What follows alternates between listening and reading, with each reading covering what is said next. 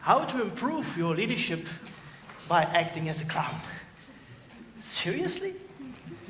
Yes. With using the skills of a clown, his best skills, making real connection with people, you will improve your leadership. I was a professional clown for 25 years, and I visited more than 10,000 children in hospital who were sick or even dying.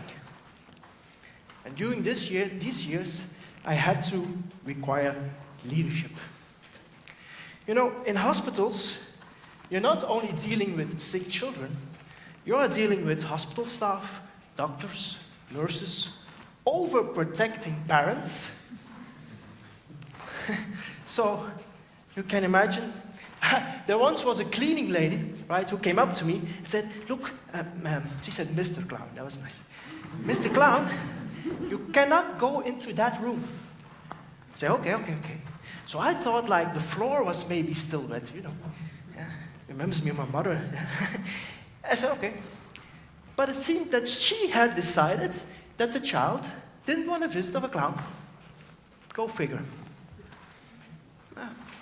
Now, for me, that was frustrating. Because, you know, I knew how much I could mean, how important this visit for this child could be. But I can't count the ways and manners that I heard, no, not that child, it's too sick. No, not that child, it's too old. Oh, no, that child, it's too young. Oh, no, that child, scared. And in those rooms, to get into those rooms, you needed to apply real leadership. Now let us talk about leadership a short while. So I Googled leadership, and I got almost 5 billion hits. Just to give you a comparison, if you Google Coca-Cola, you only get 2 billion hits. Only 2. So leadership is a big thing. Now, when hearing about leadership, we all think about these people who run companies or even countries, but leadership is an everyday thing. You know, you need leadership, for example, to raise your children. You need leadership to find a husband or a wife. Or you can flip a coin, of course. Yeah. You can do that too. I learned that today. But being a leader, having leadership, in short, you need it just to accomplish things in your life. Now, there are more than 30 leadership skills. Accountability, strategic thinking, time management, problem solving, persuasion. I could name them all if I was better in learning things. But there are more than 30. But the most important one is to connect with people. Because if you can't connect with people, all these skills are useless.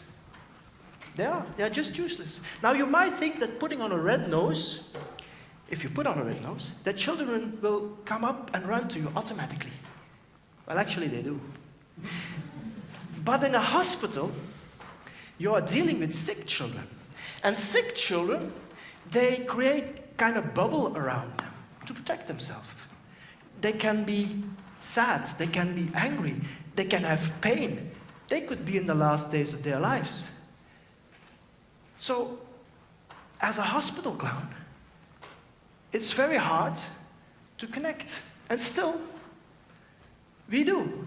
But why is it that a hospital clown can do that? Not the doctors, not the nurses, even not their own parents. And how can we use this in our leadership? Now, I discovered 3 things that I regularly used and was really good in connecting, in real connecting. First one, it's not about you.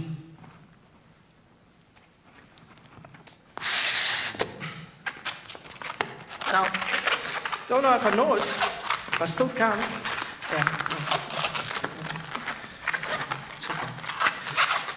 Wait. Oh, wait.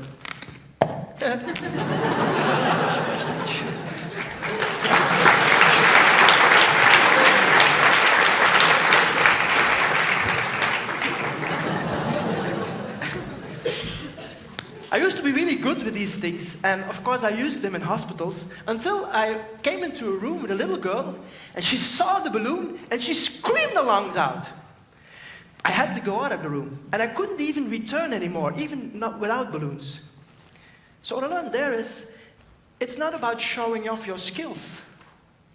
It's by finding out what the child needs and what likes. It's the same with leadership. You know, most leaders want to aim to be these great leaders. They want to be in the spotlight. They want to let their ego shine, right? But it's not about you. It's about your product, your company, your people, your family, your children. It is not about you. Second, if you focus on the problem, you might never see the solution, which is mostly obvious. I once came into the room, and there was a little boy in the room, and he was watching his iPad, right? And I came in, and I knew he saw me, but he didn't react like this. So his mother said, look now, there's a clown in the room.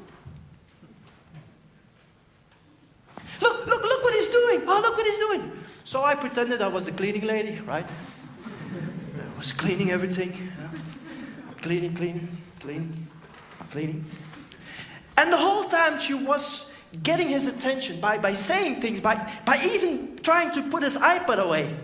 Right? And at some point she was fed up with it. Her face turned really red, and she left the room angry.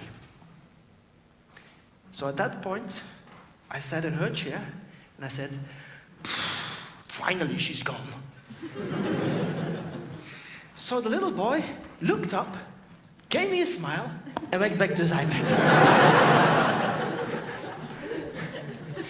If I would have focused on the problem, I was there for him and I wanted to do something, I would have never gotten that smile. It's the same with leaders, right? If you focus too hard on the problem or on results, you miss a lot of things. You miss your environment, right? You miss the kind of world we live in. You miss what your people are doing. You miss everything, and you won't find a solution. By the way, as a leader, you should know people get your results, not you. Number 3, don't be afraid of failure. I heard it today in the speech. Embrace it. Very true. Now, the clown gets the essence of a clown is to make people laugh, right? Okay. So how does he do this? He does it by failure. Remember these old Charlie Chaplin movies? We laugh if he falls. And we start laughing, right? We laugh at the failure of the clown. It takes a great leader to admit your failures. It really does. Because you need to be able to strip yourself from your ego. You need to be able to be authentic. And you need to be able to show your real emotions. But if you do that as a leader, your leadership will grow exponentially. Now, I once visited a 7-year-old child, and she had maybe a few days to live. And I not only changed her life by using these 3 things, but I also changed the life of her family, and it changed my life. So I was not allowed into the room. So I had a discussion with the parents, and I told them, look, it will really be a good idea to get into the room and see your daughter laugh. Yeah, they told me, look, the whole family is in the room, and we have no reason for laughter. Our child is dying. Okay. They even said, how can you be so insensitive? So, okay. But I insisted, right? And I told them, look, I will guarantee you that my visit will not only benefit your child, your daughter, but also your whole family. Now, I couldn't guarantee that. You know, of course not. I couldn't. But I was there to embrace the failure. I said, okay, if I fail, then I fail, because it's not about me. So, after a few minutes of discussion, they let me into the room. So I went into the room. There were like 10 people in the room. The blinds were closed. It was a little bit dark even. I moved past all these people, and I even felt kind of, hostility, actually. I sat on the bed, on the end of the bed. The girl was also in the bed. And I said nothing. I can assure you, maybe it was a minute, but that minute seems for me for like a whole year. And I had to do something, right? So I looked at my environment and I asked the child, do you know why everybody is so sad here? The child did that to me. I moved closer. And she said, I don't know. Because my parents have told me that when you die, you will sleep forever. Some people heard that and started to cry. I felt myself sinking in deeper even, right?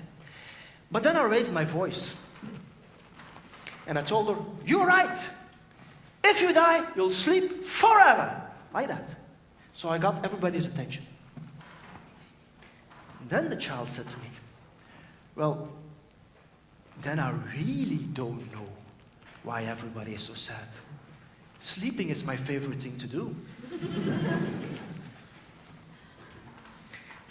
It's been 10 years, this visit. I still get a Christmas card from these parents, which daughter stayed 7 years old forever. Okay, enough hospital now. What can you do with these 3 things? What can you do with, it's not about you, don't focus on the problem, and embrace failure? Okay, let's have an everyday scenario. You meet people every day, right? You meet them here if you go inside. You meet them maybe network events, everywhere. And some people are a little bit afraid to talk to people, or to go to people, or to introduce themselves even. Or maybe you've got the perfect pitch, but you don't know if they're interested or not. And you know how it is on network events. You do your pitch and they all say, yeah, we're going to call you, we're going to call you, we're going to call you. Well, let's connect on LinkedIn. Yeah, they never call you. So, how do you use these 3 things to make sure this is not the case anymore? Well, to start, don't focus on the problem. Don't focus on the fact that you are afraid or nervous or whatever. Compliment them on their hair, right?